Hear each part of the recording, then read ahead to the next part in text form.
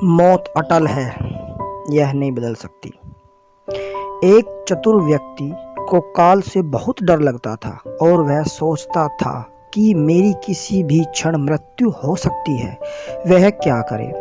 एक दिन उसे चतुराई सूझी और काल को ही अपना मित्र बना लिया।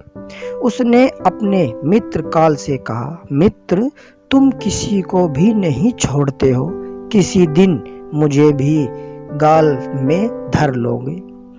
काल ने कहा, यह मृत्यु लोक है, जो आया है उसे मरना ही है। सृष्टि का यह शाश्वत नियम है, इसलिए मैं मजबूर हूँ, पर तुम मित्र हो इसलिए मैं जितनी रियायत कर सकता हूँ करूँगा ही। मुझसे ये क्या आशा रखते हो, साफ साफ कहो।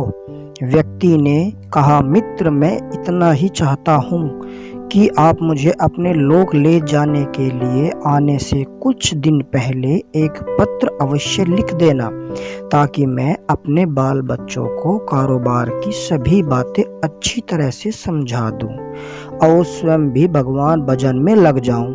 काल ने प्रेम से कहा, यह कौन सी बड़ी बात है, मैं एक नहीं आपको 4 पत्र भेज दूंगा। चिंता मत करो, चारों पत्रों के बीच समय भी अच्छा खासा दूंगा, ताकि तुम सचेत होकर काम निपटा लो। वह व्यक्ति बड़ा ही प्रसन्न हुआ, सोचने लगा कि आज से मेरे मन में काल का भय भी निकल गया। मैं जाने से पूर्व अपने सभी कार्य पूर्ण करके जाऊंगा, तो देवता भी मेरा स्वागत करेंगे। दिन बीतते गए, आखिर मृत्यु की घड़ी आ पहुंची। काल अपने दूतों सहित उसके समीप आकर बोला, मित्र, अब समय पूरा हुआ, मेरे साथ चलिए। मैं सत्यता और दृढ़ता पूर्वक अपने स्वामी की आज्ञा का पालन करते हुए एक क्षण भी तुम्हें और यहाँ नहीं छोड़ूंगा। उस व्यक्ति के माथे पर बल पड़ गए, भ्रकुटी तन गई और कहने लगा, धिक्कार है तुम्हारे जैसे मित्रों पर। मेरे साथ विश्वासघात करते हुए तुम्हें लज्जा नहीं आती। तुमने मुझे वचन दिया था कि आने से पहले पत्र लिखूंगा, परंतु तुम तो बिना किसी सूचना के अचानक दूतों सहित मेरे ऊपर चढ़ाए। मित्रता तो दूर रही, तुमने अपने वचनों को भी नहीं निभाया। काल हंसा और बोला, मित्र, इतना झूठ तो न बोलो।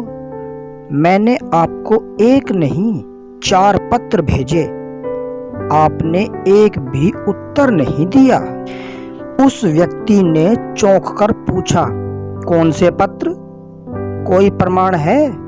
मुझे पत्र प्राप्त होने की कोई डाक रसीद आपके पास है तो दिखाओ।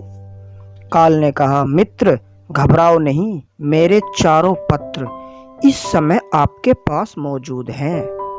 मेरा पहला पत्र आपके सिर पर चढ़कर बोला, आपके काले सुंदर बाल, उन्हें सफेद कर दिया, और यह भी कहा कि सावधान हो जाओ, जो करना है कर डालो। बनावटी रंग लगाकर आपने अपने बालों को फिर से काला कर लिया और पुनः जवान बनने के सपने में खो गए। आज तक मेरे श्वेत अक्षर आपके सिर पर लिखे हुए हैं। कुछ दिन बाद मैंने दूसरा पत्र आपके नेत्रों के प्रति भेजा। नेत्रों की ज्योति मंद होने लगी, फिर भी आंखों पर मोटे शीशे चढ़ाकर आप जगत को देखने का प्रयत्न करने लगे।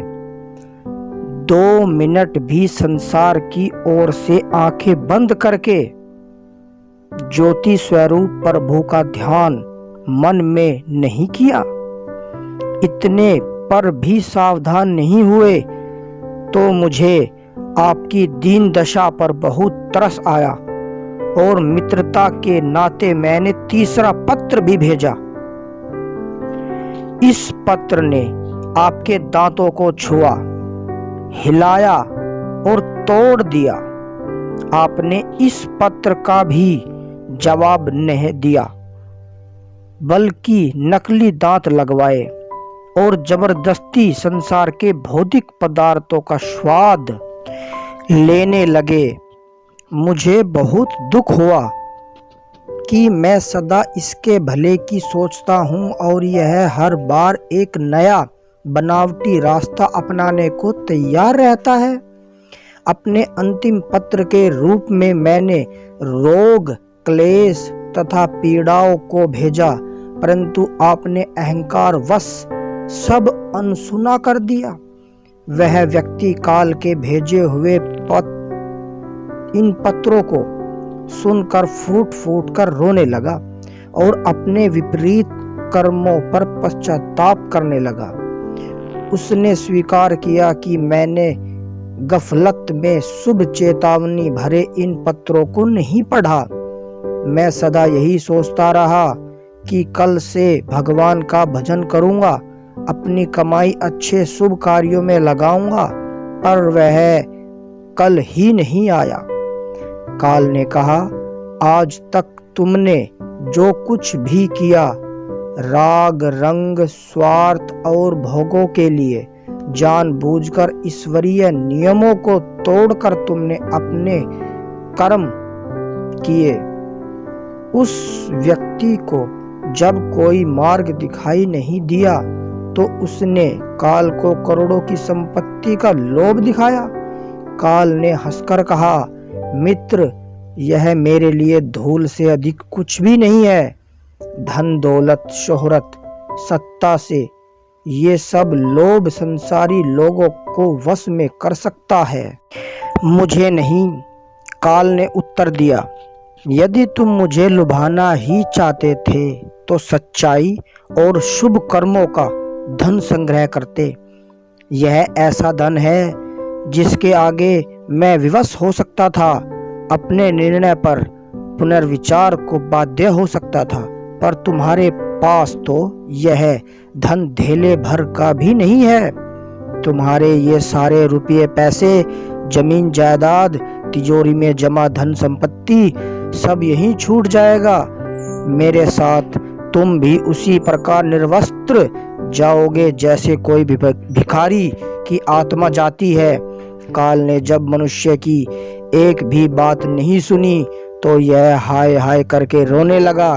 सभी संबंधियों को पुकारा, परंतु काल ने उसके प्राण पकड़ लिए और चल पड़ा अपने गंतव्य की ओर। शिक्षा एक ही सत्य है जो अटल है, वह है कि हम एक दिन मरेंगे जरूर। हम जीवन में कितनी दौलत जमा करेंगे, कितनी शोहरत पाएंगे, कैसी संतान होगी, यह सब अनिश्चित होता है, समय के गर्भ में छुपा होता है, परंतु हम मरेंगे एक दिन। बस यही एक बात जन्म के साथ ही तय हो जाती है। यही जीवन का सत्य है। हमारी पूरी वीडियो देखने के लिए धन्यवाद। हमारे चैनल को लाइक और सब्सक्राइब जरूर